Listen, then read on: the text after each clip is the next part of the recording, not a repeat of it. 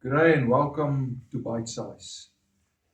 As a leader, it's our responsibility to move forward in a sustainable way.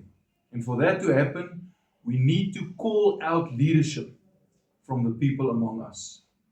Like God commanded Elijah to throw his mantle on Elisha to be the new prophet in town.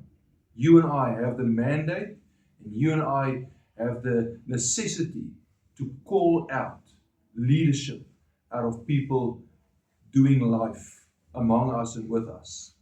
And those people are not always the loudest, they're not always the most charismatic, maybe they're the silent type.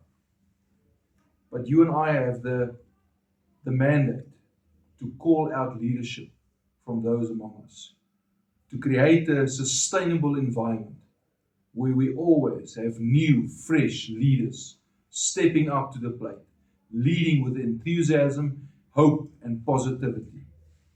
May you and I be the best leaders we can be.